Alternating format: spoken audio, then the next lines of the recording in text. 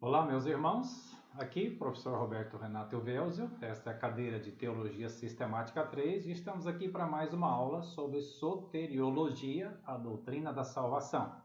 Mas antes de avançar, nós vamos orar, pedir a Deus a sua bênção e peço aos irmãos então que orem comigo. Senhor Deus, muito obrigado pelo privilégio imenso de sermos teus filhos e juntos aqui como irmãos, abrimos a tua palavra e pedimos que o Senhor, pelo seu Espírito, abra nossa mente, o nosso entendimento e que sejamos por ela impactados. Fale ao nosso coração, nos ensina como teu povo e nos ajude a praticar esta santa e gloriosa palavra. Abençoa-nos agora, Pai, em nome de Jesus. Amém. Amém, irmãos? É uma alegria estarmos aqui nesse desafio, de gravar as videoaulas e eu espero que você esteja acompanhando bem e que Deus te abençoe grandemente nessa jornada. Então, só para relembrar, o nosso tema de hoje é perseverança dos santos e glorificação. Mas antes de avançar no nosso tema, vamos olhar a semana, na última aula, a aula anterior, olhamos o quê? Regeneração, Deus regenera ou cria de novo uma pessoa espiritualmente que não existia e agora temos vontade de agradar a Deus. Ali um ser espiritual. A justificação, Deus declara o pecador sem culpa, justificado, e ele sai livre e recebe a roupa da justiça de Cristo na sua conta. E agora ele está livre para ter comunhão com Deus. Então ele é adotado na família de Deus, torna-se filho amado de Deus. E isso é grande, é maravilhoso. Temos comunhão, mas também recebemos muitos irmãos e irmãs na fé em todo o mundo. Temos uma grande família, a família de Deus, que é a família que há de permanecer por toda a eternidade. Então hoje nós vamos avançar. A perseverança dos santos fala sobre permanecer na fé, ou crente até o fim, e isso tem levantado sempre aquela pergunta: mas como é que é? Crente pode perder a sua salvação? Imagine a situação, talvez todos vocês já tiveram algum caso assim. Aquele irmão que andava na igreja, orava na igreja, era um homem muito fiel, começou assim aos poucos, na sua caminhada de fé, mas depois logo se tornou o quê? Um protocolo, depois um evangelista, depois um pastor, e foi crescendo na sua caminhada de fé e no seu ministério. Era um homem admirado, mas lá na frente alguma coisa começa a acontecer, alguma coisa muda, ele começa a mudar um pouco a sua pregação, o seu comportamento também não é mais o mesmo, de repente aparece lá com uma outra esposa, deixa a anterior, apanha a nova esposa e diz: olha, não quero mais saber desse negócio de igreja, cansei, e vai embora, nunca mais dá as caras. E as pessoas começam a perguntar: mas o que aconteceu com esse homem? Ele era crente, perdeu a salvação porque nunca mais voltou à fé. Então, irmãos, pessoas que abandonam a fé, o que é isso? Como é que a gente interpreta esses fatos à luz da palavra de Deus? Então nós vamos olhar o que é a perseverança dos santos. Perseverança dos santos é aquela capacidade que Deus dá àqueles que Ele escolhe para serem seus filhos, os eleitos, assim dizer, de caminharem na fé até o fim. Pelo poder de Deus, não é pelo esforço apenas da pessoa, é pela ação, pelo poder de Deus na vida do crente. Então, somente os que perseveram, irmãos, até o fim, é que verdadeiramente nasceram de novo, ou que são crentes de verdade. E é o cristão que persevera, mas é Deus quem faz o quê? Garante a nossa salvação. Então não é o meu esforço o garante, mas é o poder de Deus em mim, em si, no seu povo, para caminhar até o fim que Ele mesmo planificou. Há vários textos na Bíblia que nos falam dessa garantia de que chegaremos até o fim, não haveremos de nos perder no meio do caminho. Vamos olhar para alguns deles. Nós não temos assim muito tempo na nossa videoaula, mas vamos avançar aqui. João 6, 39 e 40. E esta é a vontade daquele que me enviou, o Pai, que eu não perca nenhum daqueles que ele me deu, mas eu o ressuscitarei no último dia. Então, a promessa aqui de que ele vai ressuscitar todos aqueles que o Pai lhe deu. Então, nenhuma ovelha há de se perder ou escapar da mão do seu pastor. Isso nos leva ao próximo texto, que é justamente sobre Jesus como o pastor e as suas ovelhas. As minhas ovelhas ouvem a minha voz, eu as conheço e elas me seguem. Eu lhes dou a vida eterna e elas jamais perecerão. Ninguém as poderá arrancar da mão do meu Pai. Quando Jesus diz aqui, e elas jamais, ele usa duas palavrinhas gregas, me, que significa a maneira mais forte de dizer, olha, isto é impossível de acontecer. De alguém arrancar uma ovelha das mãos do Pai, que foi confiada ao Salvador Jesus, irmãos. Elas me seguem e elas hão de receber a vida eterna. É o que o texto está a dizer. Outro texto, 1 Pedro, capítulo 1, versos 4 e 5. Pedro fala aos dispersos, os crentes que estavam dispersos em toda a região, uma herança reservada aos céus para vós outros, que estavam a ser perseguidos, irmãos.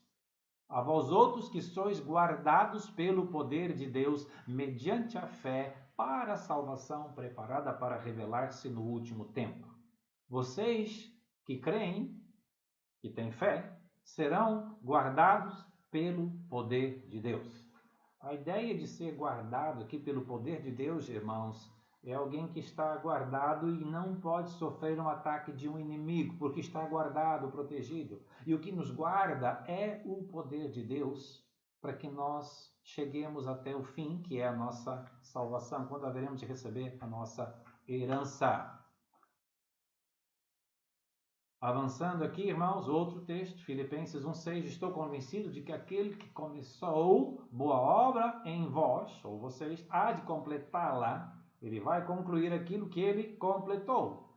O texto de Hebreus 12:2 diz claramente essas coisas, que Jesus é o autor, aquele que faz nascer a nossa fé, e o consumador da nossa fé, aquele que completa a fé, aquele que fecha a fé. Tudo aquilo que a fé é prometida, ela há de receber naquele dia.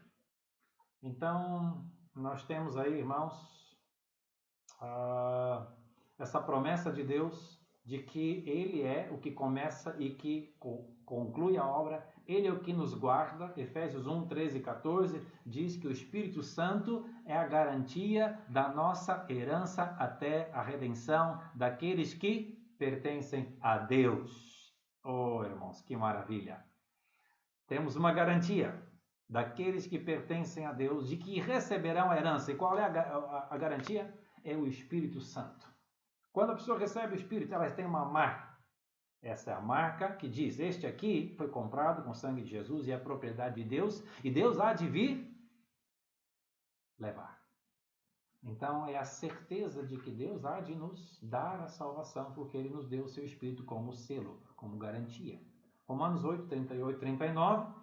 Estou convencido de que nem morte, nem anjos, nada. Paulo faz uma lista de coisas aqui, irmãos. E ele diz que nenhuma dessas coisas poderá nos separar do amor de Deus. Nem qualquer outra coisa na criação. Se ainda sobrasse alguma coisa, né? Então ele diz, qualquer outra coisa na criação será capaz de nos separar do amor que está em Cristo Jesus, nosso Senhor. Nem anjos, nem demônio, nem principado, nem morte, nem vida, nem pobreza, nem nudez. Nada, nada, irmãos, tem o poder de nos separar de Deus. Seguindo, mas professor, você só está a nos mostrar aqui os textos que dizem que Deus há de nos salvar, que Ele é o garante da nossa salvação, há de nos levar até o fim. Mas e aqueles textos que dizem assim, e aquele que perseverar até o fim será salvo? Esse é o texto bíblico de Mateus, está lá, irmãos. Mas eu vou mostrar mais dois. João, capítulo 15, verso 2. Todo aquele que estando em mim não der fruto, corta. Para dizer o texto, né? Que Jesus vai cortar, mas vai cortar como? Ele vai disciplinar, vai corrigir, ou ele vai tirar da pessoa a salvação, porque ela não está a produzir fruto. O texto talvez mais, irmãos, difícil e controvertido é o texto de Hebreus, capítulo 6. E eu resumi aqui alguns versículos de 6, de 4 a 6, e diz assim: Ora, para aqueles que provaram o dom celestial, tornaram-se participantes do Espírito Santo, experimentaram os poderes da era que há de vir e caíram. Estes caíram. Caíram na fé, ou abandonaram a fé. A estes é impossível que sejam reconduzidos ao arrependimento. O estado deles está num ponto que não há como arrepender. Então, esse texto está a dizer o quê? Está a nos ensinar que pessoas realmente perdem a salvação quando caem ou não. Temos que fazer algumas outras perguntas, irmãos. Algumas perguntas que nos ajudam. A primeira delas: é possível que pessoas tenham uma vida de igreja? Orem na igreja, deem o seu dízimo, às vezes se tornam obreiros, evangelistas, pastores, pessoas de respeito na igreja. E como eu disse no início, de repente aquele irmão abandona a igreja, abandona a fé e diz: não, eu não creio mais nessas coisas, não quero mais saber dessas coisas. E nega aquilo que ele cria, que professava antes. Então, o que aconteceu? Apostatou, abandonou a fé? A pergunta é: que fé esta pessoa tinha antes? Será que esta pessoa, ou aqueles que caíram, perderam a salvação ou nunca haviam sido salvos? Nunca haviam experimentado a salvação verdadeira? É provável que nunca haviam experimentado, irmãos, a salvação. Uma interpretação, então, dos que caíram é que, na verdade, não eram crentes. Um exemplo que apoia, irmãos, essa interpretação é olhar para os capítulos 3 e 4 de Hebreus, da carta aos Hebreus, e ver que ali o autor escreve sobre o povo de Israel que participou de todas as bênçãos da aliança, provaram, experimentaram, viram o poder, a glória de Deus ao tirá-los do Egito, ao lhes dar pão todos os dias, ao protegê-los dos inimigos, ao lhes dar a Torá, a lei, ao revelar-se a eles, enfim, eles conheciam a Deus, mas não creram, e por isso não entraram na terra que Deus havia lhes prometido, irmãos, pela incredulidade. Hebreus capítulo 3, verso 14 diz assim: porque nos temos tornado participantes de Cristo, se de fato guardamos firme até o fim a confiança que desde o princípio tivemos. Nos tornamos participantes de Cristo, ou unidos espiritualmente a Cristo e salvos, se de fato guardarmos fim, perseverarmos até o fim a confiança que desde o início tivemos. Início, quando nós cremos em Cristo e mantemos essa fé. Então, irmãos, o que o autor de Hebreus está a dizer é que estes que caíram, à semelhança do povo de Israel, experimentaram de todas estas coisas, mas não creram verdadeiramente no seu Deus, e por isso ficaram de fora. Exatamente. Então, o texto que eu acabei de ler, participantes de Cristo são aqueles que guardam a fé até o fim. Outro texto de João que nos explica um pouco como é possível que pessoas vivam como crentes, mas de repente abandonam e apostatam da fé. 1 João 2,19 diz assim: eles saíram do nosso meio, mas na realidade não eram dos nossos, não eram crentes como nós. O apóstolo João está a falar. Pois se fossem dos nossos, teriam permanecido conosco. De fato, o fato de terem saído mostra que nenhum deles era dos nossos. João está a escrever aqui para a comunidade de crentes sobre esses falsos mestres que havia entre as igrejas. Um movimento chamado gnosticismo, que pregava uma falsa doutrina que dizia que Jesus não era divino, não era o Filho de Deus, e outras coisas. E ele diz: esses são os anticristos, eles vêm no espírito do anticristo, pregar contra Jesus e negar a verdade de Jesus. Então ele diz: estes não eram dos nossos, mas saíram de onde? Do nosso meio, abandonaram a comunhão do povo de Deus, mas não eram dos nossos. Então, ao sair, ficou claro que não eram. Então é isso que acontece com pessoas que apostatam, que estão no meio do povo e abandonam a fé, irmãos. Mateus 7, 21 e 22 até 23, Jesus está a falar do fim, do julgamento final, e ele diz: muito naqueles dias dirão: Senhor, Senhor, não profetizamos em teu nome, não expulsamos demônios em teu nome, não realizamos muitos milagres em teu nome. E eu lhes direi claramente, explicitamente, nunca os conheci. Afastem-se de mim, vocês que praticam o mal. Não os conheci. Vocês são como estranhos para mim. Ou seja, não há uma participação, uma intimidade espiritual entre vocês e eu. Condenados, afastados por toda a eternidade. Então, irmãos, pessoas que têm toda essa vida de igreja, que agem, têm um comportamento muitas vezes como crentes, mas de repente não são mais. Então, na verdade, ficou claro que nunca tinham sido dos nossos, pelo que João também está a nos dizer aqui. Então, irmãos, os crentes hebreus que caíram, como estávamos a falar, na carta aos hebreus, nunca tiveram, então, uma experiência genuína, verdadeira de conversão, de novo nascimento. Apenas desfrutaram das bênçãos do povo de Deus, mas abandonaram a fé. Não era esse o caso da maioria dos crentes hebreus, porque de repente o autor de Hebreus muda o tom da conversa. Ele diz, a partir do verso 9, o que ele diz?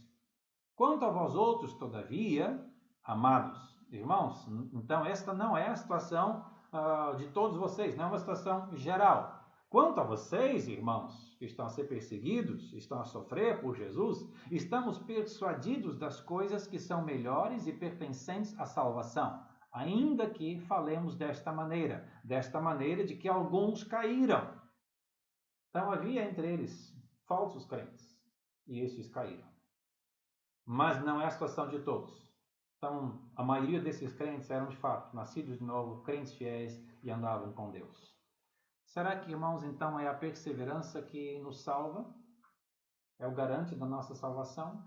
Irmãos, se nós dissermos desta maneira, a salvação é garantida pela perseverança, ou a perseverança é o que nos há de dar a salvação, estamos a pregar o Evangelho por obras, de salvação por obras. Ninguém será salvo pela sua perseverança. Nós somos salvos, irmãos, porque cremos o quê? Na obra de Jesus. É a graça de Deus que nos salva dos nossos pecados, da condenação eterna, do poder do diabo. Não é a perseverança. A perseverança é o quê? Perceba bem, irmãos. A perseverança é a confirmação da nossa fé, não é a causa da nossa salvação. Então não vamos inverter as coisas, não vamos trocar porque nós estaremos cometer erros. Muitas pessoas hoje dizem, mas eu aquele não perseverou, aquele não perseverou e só vou saber chegar no fim. Irmãos, esta não é o ensinamento da palavra. Se perseveramos, é pelo poder de Deus que nos escolheu e há de nos levar até o fim. Amém? Então, podemos ter certeza ou não podemos da nossa salvação, irmãos? Podemos. Graças a Deus. Glória a Deus por isso.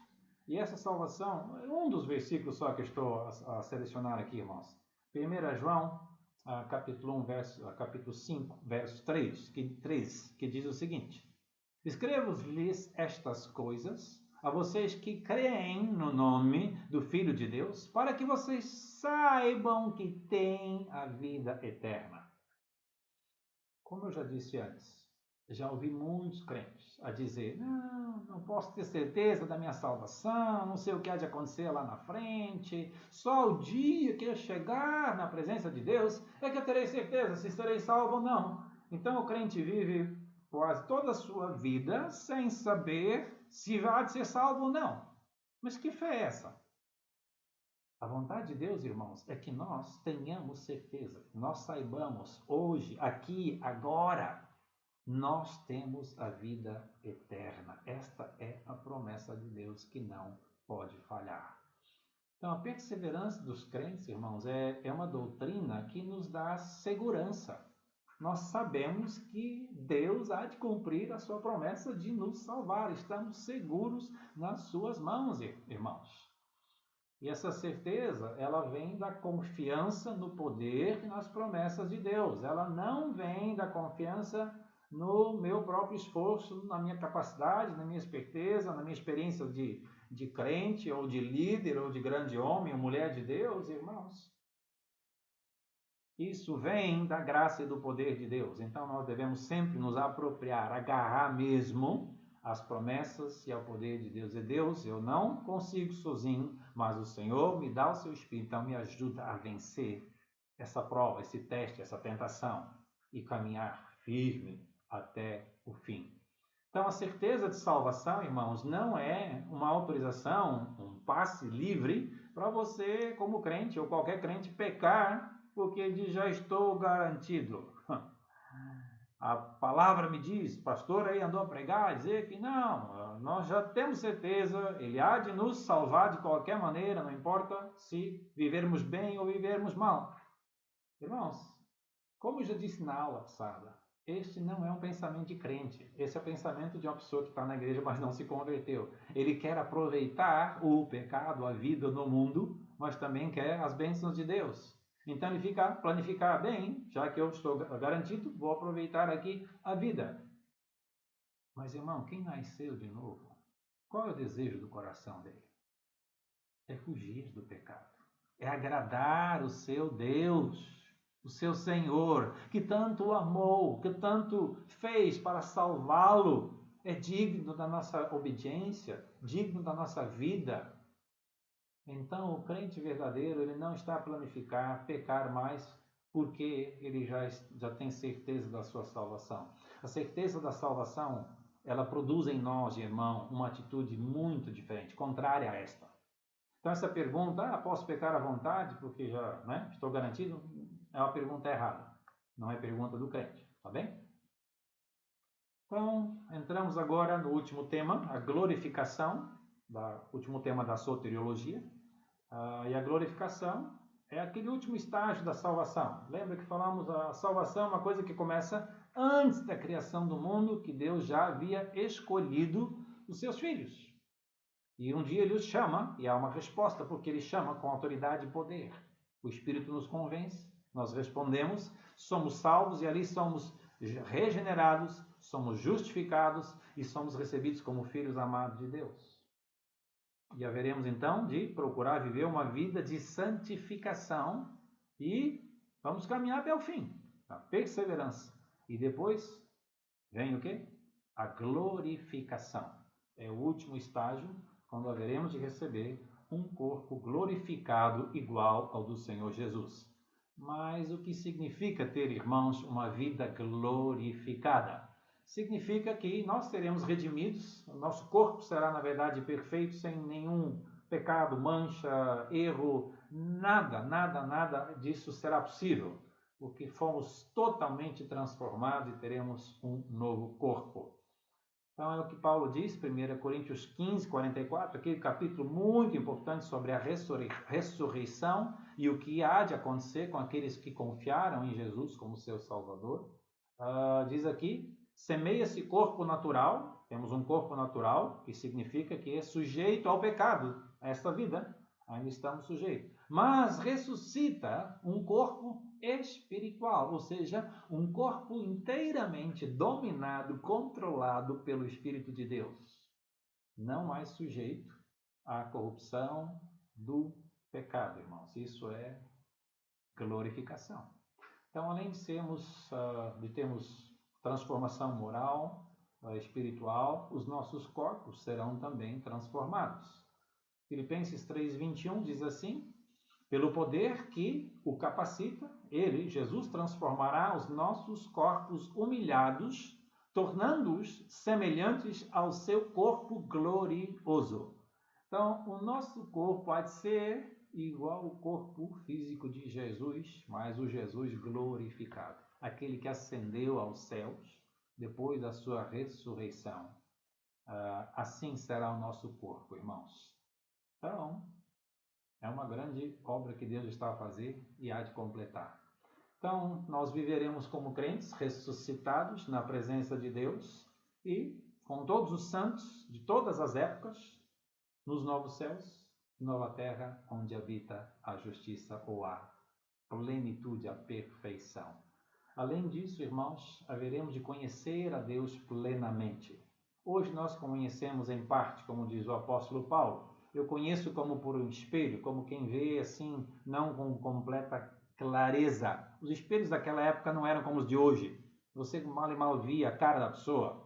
Mas naquele dia, face a face, então conhecerei plenamente. Tudo que nós pudermos conhecer de Deus, nós conheceremos durante toda a eternidade. Isso vai ser maravilhoso, irmãos. A criação também será redimida, como nós já falamos sobre a salvação.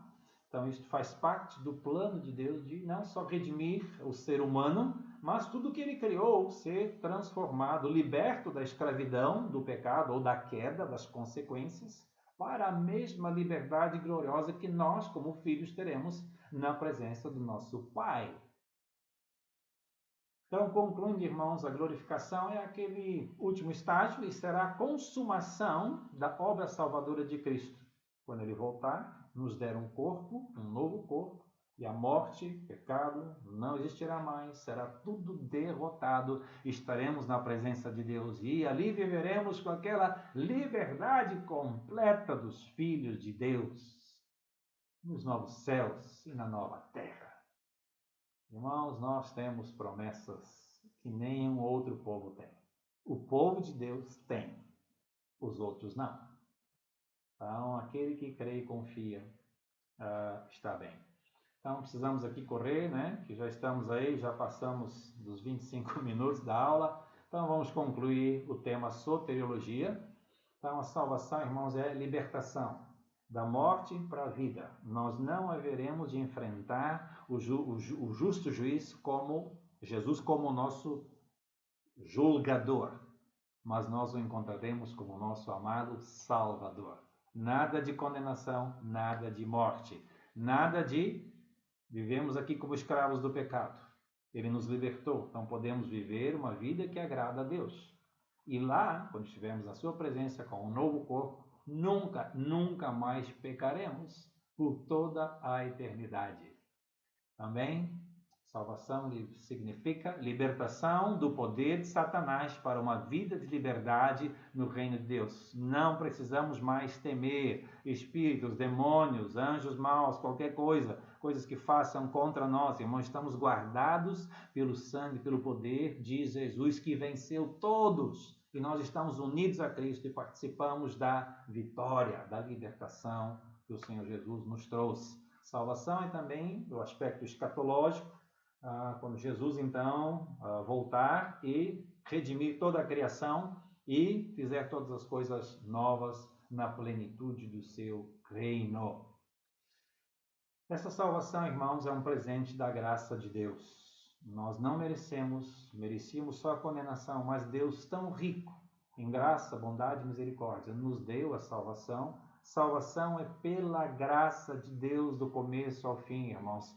Anotemos isso na nossa mente, no nosso coração, para jamais esquecermos, para termos sempre um espírito muito grato e assim voltado em amor e submissão a Deus. A salvação é obra de Deus centrada na pessoa e na obra de Cristo Jesus, irmãos. E é o único meio de salvação que Deus nos deu. Então é pela fé na pessoa de Jesus. Sem esta fé, irmãos, sem esta confiança genuína, verdadeira na pessoa de Cristo, irmãos, não há salvação. Acho que isso já está claro. Nossas obras não têm lugar na salvação, mas após a salvação. E a salvação tem várias etapas, né? Começa com a eleição, a chamada eficaz, a conversão, aquele com arrependimento e fé verdadeira. A regeneração, justificação, a adoção, a santificação, a perseverança dos crentes e a glorificação. E o último aspecto aqui, irmãos, para fechar, a salvação é para redimir a criatura de Deus, mas também a criação de Deus. Mas tudo isso, irmãos, é para a glória de Deus. Deus é o único que merece toda a glória e louvor de todos aqueles que Ele redimiu, que Ele já salvou e ainda há de salvar, todos nós. Então isso, irmãos, a salvação, a redenção é para o louvor da sua glória. Este é o alvo, o propósito maior da salvação, é Deus ser glorificado através daqueles que Ele salva e traz para o seu reino. Terminamos a soteriologia Muito obrigado, Deus os abençoe a todos e na próxima aula, que é a próxima semana já, vamos entrar no tema da eclesiologia, doutrina da igreja. Espero que vocês venham preparados, animados, assim como eu estou. E caminhamos juntos mais uma etapa do caminho da Teologia Sistemática 3. Deus abençoe a todos e até a próxima aula.